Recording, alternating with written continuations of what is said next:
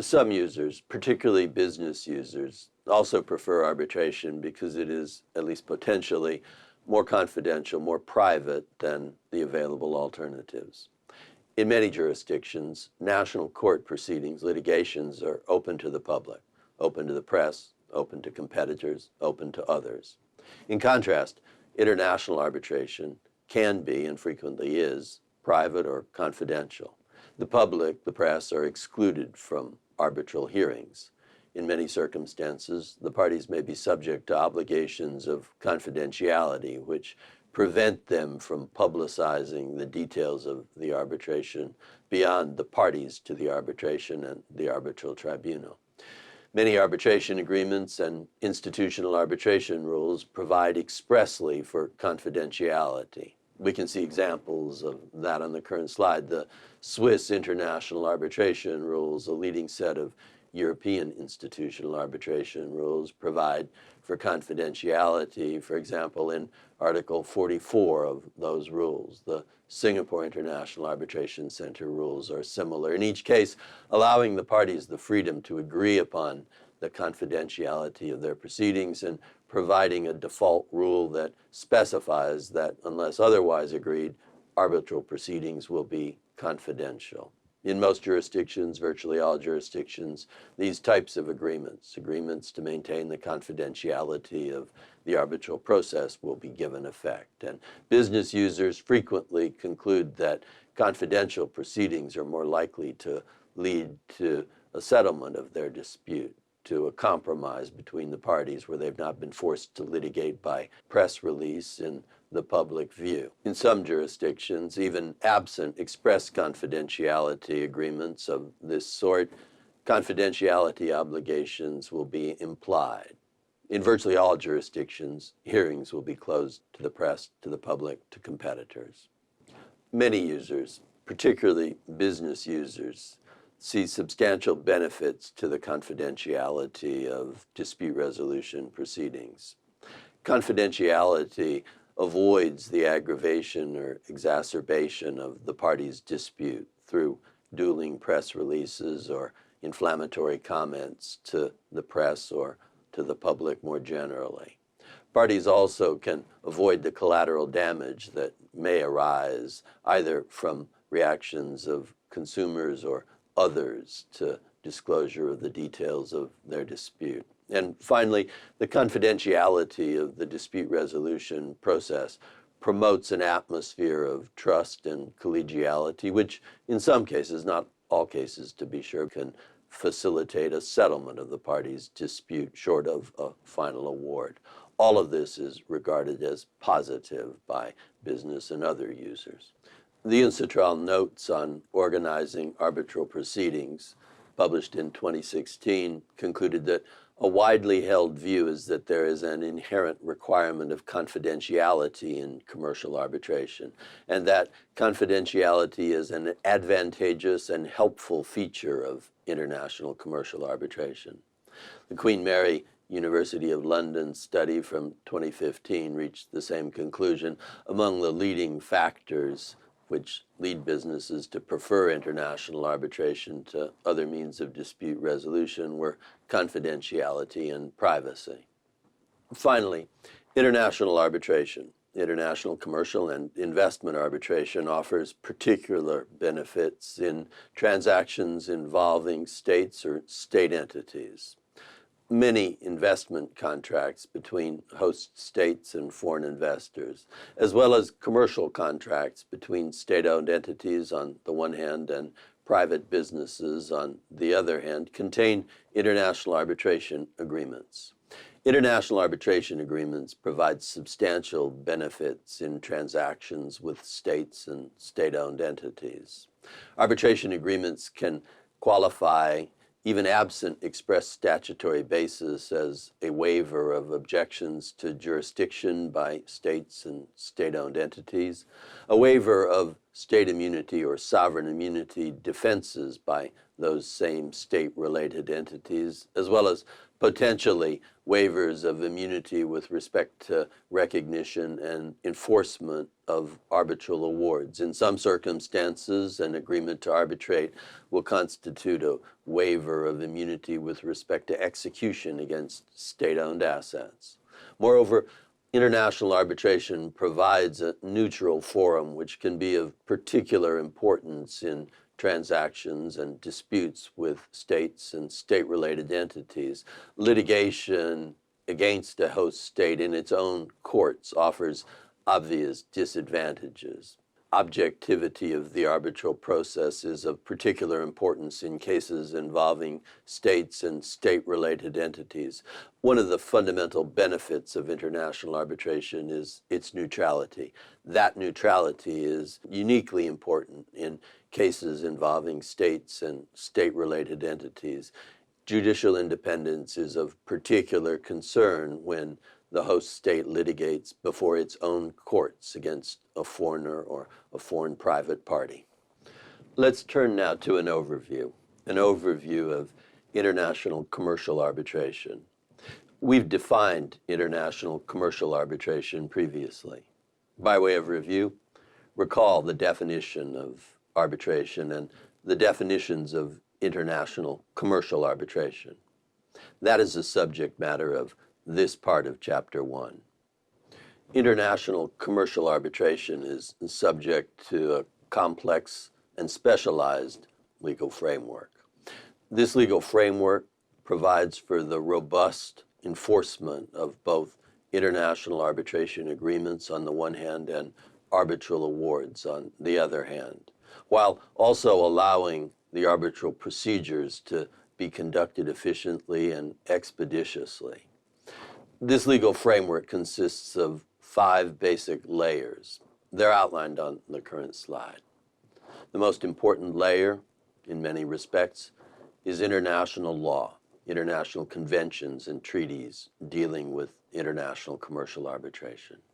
Almost as important are national arbitration statutes enacted in individual jurisdictions. Statutes like the Untitled Model Law on International Commercial Arbitration. Institutional arbitration rules incorporated into arbitration agreements between particular sets of parties are the third of the layers in this legal framework. Choice of law rules play a vital role in ensuring that this legal framework functions effectively. And finally, so-called soft law or best practices plays an important role in the actual conduct of individual arbitrations. We'll consider each one of these 5 layers briefly. Let's begin with international arbitration conventions or treaties. The most important such instruments are listed on the current slide. They include the New York Convention, the United Nations Convention on the Recognition and Enforcement of Foreign Arbitral Awards, the Panama Convention or Inter-American Convention on International Commercial Arbitration, the European Convention on International Commercial Arbitration, and finally, in the related field of investment arbitration, the ICSID Convention, the convention establishing the International Center for the Settlement of Investment Disputes, ICSID. The most important of these international arbitration conventions, the most important convention by far, is the New York Convention. We can see it on the current slide. We will return to the provisions of the New York Convention throughout the remaining chapters in this course. National arbitration legislation also plays an essential role, a vital role in the international arbitral process. It's a vital part of the international legal framework for international commercial arbitration. Virtually every jurisdiction in the world has enacted national arbitration legislation dealing with international commercial arbitration. The Untitled Model Law on International Commercial Arbitration, first adopted in 1985 by Untitled and more recently amended in 2006, deals comprehensively with the subject, international commercial arbitration.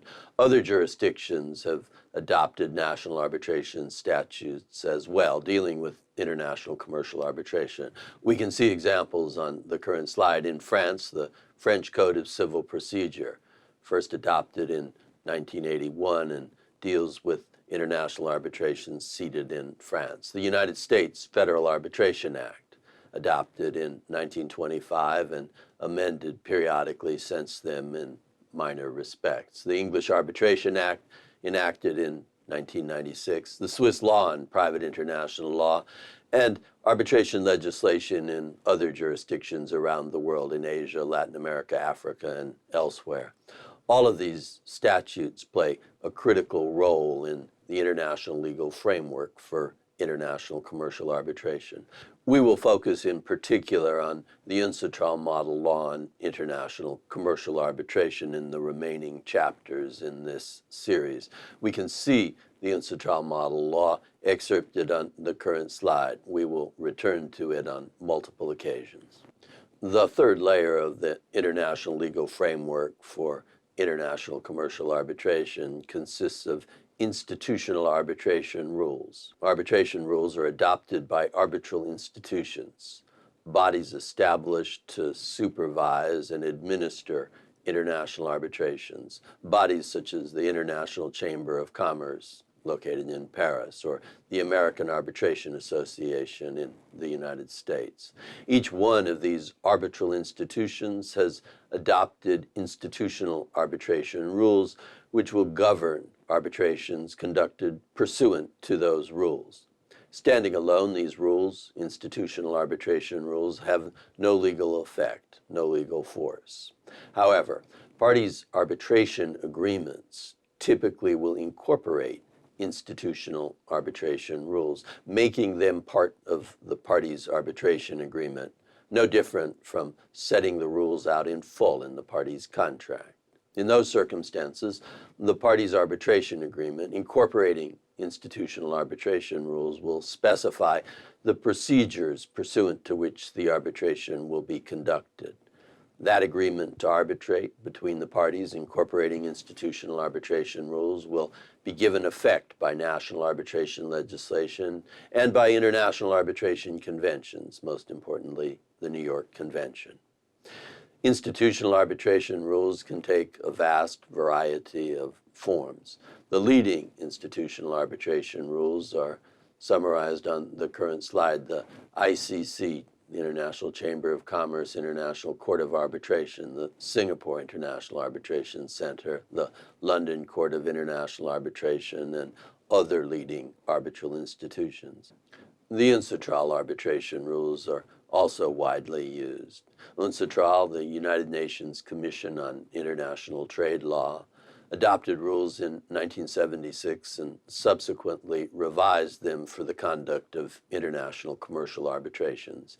In circumstances where parties do not desire institutional arbitration in the traditional sense, the UNCITRAL arbitration rules are widely used. We'll consider the UNCITRAL rules in detail in subsequent chapters in this series. As we've seen, standing alone, institutional arbitration rules have no legal force. They must be incorporated into the parties' agreement to arbitrate, the parties' arbitration agreement. Arbitration is fundamentally consensual, and without an agreement to arbitrate, one does not have an arbitration. One does not have an international commercial arbitration. Arbitration agreements can take a variety of forms. Arbitration agreements can consist of submission agreements, agreements entered into after a dispute has arisen, submitting that dispute, an existing dispute, to arbitration in a specified manner. Much more commonly, arbitration agreements take the form of arbitral clauses in contracts, one provision in an underlying commercial contract. That arbitration agreement does not submit an existing dispute to arbitrate, but instead obligates the parties to arbitrate future disputes, disputes which do not yet exist, which may never exist, but which, if they do arise, the parties agree will be finally resolved by arbitration. Many arbitral institutions have adopted model arbitration clauses. We've seen examples previously. We can examine them again. These first four layers of the international legal framework for international commercial arbitration work together. The parties' agreement to arbitrate is the basis for any international commercial arbitration. Arbitration is consensual. the parties must agree to arbitrate their disputes. If the parties do agree to arbitrate their disputes, they have the freedom to agree upon the arbitral procedures, including very frequently to agree upon institutional arbitration rules, which contain provisions for efficiently conducting arbitrations.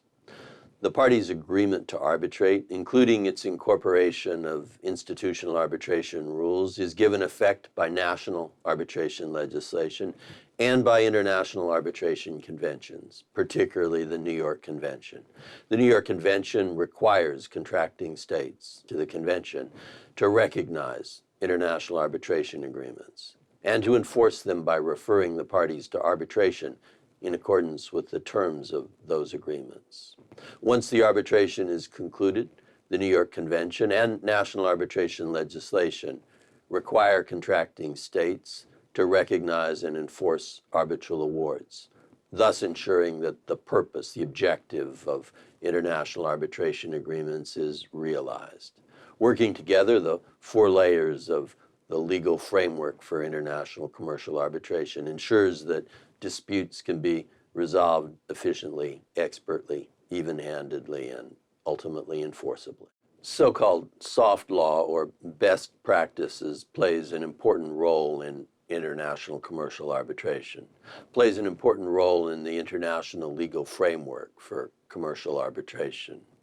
Soft law takes a variety of forms. We can see some examples on the current slide. Soft law includes instruments such as the IBA, the International Bar Association's rules on the taking of evidence, and the IBA guidelines on conflicts of interest and party representation. None of these instruments, standing alone, has the force of law. All of these instruments are promulgated, published by private bodies, associations, or committees of bar associations around the world. These are recommended practices meant to provide guidance, not to provide mandatory legal rules. In some instances, parties may incorporate one or the other of these soft law instruments into their arbitration agreement, or an arbitral tribunal may incorporate these rules into its procedural orders. For example, the IBA rules on the taking of evidence in international arbitration. Unless this happens, however, these rules are little different from commentaries by academics or law review articles. They are observations about how arbitration should be conducted, about the benefits of particular procedures. They're not mandatory. These soft law instruments nonetheless play an important role in the international arbitral process. They permit more efficient, more expert, more even-handed arbitral proceedings by providing guidance about how the arbitral process can best be conducted. They address a number of different aspects of the arbitral process, including the fact-finding process, the evidentiary process in the IBA rules on the taking of evidence, the process of constituting the arbitral tribunal in the IBA guidelines on conflicts of interest in international arbitration, the ethics of counsel in international arbitration, reflected in the IBA guidelines on party representation in international arbitration. Taken together, this body of soft law or best practices permits arbitration to be conducted more efficiently, more even-handedly than might otherwise be the case. Let's consider each of the layers in the international legal framework for commercial arbitration in a little more detail. Let's begin with international conventions, and in particular the New York Convention. The New York Convention is today a global constitution for international commercial arbitration. It plays a vitally important role in the international arbitral process. The New York Convention was derived from the Geneva Protocol and the Geneva Convention, two treaties in the 1920s, which were the first modern international arbitration conventions. Both of these instruments, the Geneva Protocol on the one hand and the Geneva Convention on the other hand, were vitally important. The Geneva Protocol of 1923, the Protocol on Arbitration Clauses in Commercial Matters, provided for the recognition of international commercial arbitration agreements. It required contracting states to recognize the validity of international arbitration agreements between nationals of different contracting states, and to refer the parties to those agreements to arbitration. The Geneva Protocol did not address arbitral awards. It was confined solely, as its title indicated, to arbitration agreements, arbitral clauses in commercial contracts. We can see the operative provisions, most important terms of the Geneva Protocol on the current slide. Article 1 required each of the contracting states to recognize the validity of an agreement to submit disputes, either existing disputes or future disputes, to arbitration in connection with commercial matters. Article 2 of the protocol then required that the arbitral procedure, including the constitution of the arbitral tribunal, be in accordance with the will of the parties, recognition of the principle of party autonomy, and the law of the arbitral seat. Together, these two provisions dealing with arbitration agreements and arbitral procedures formed the heart of the Geneva Protocol. The Geneva Convention was adopted 4 years later in 1927. It provided for the execution of foreign arbitral awards. It complemented the Geneva Protocol, whereas the protocol addressed arbitration agreements at the beginning of the arbitral process and guaranteed that they would be recognized and enforced. The Convention recognized the validity of arbitral awards, required contracting states to recognize and enforce arbitral awards. The operative provision of the Geneva Convention was Article 1. It required that in the territories of the contracting states, an arbitral award made pursuant to an arbitration agreement shall be recognized as binding and enforced in accordance with the law of the recognition forum. The 1923 Geneva Protocol and the 1927 Geneva Convention played an important role in the development of the international legal framework for commercial arbitration. Nonetheless, the practical impact of both instruments was limited. Economic activity itself was limited by both the Great Depression and World War II.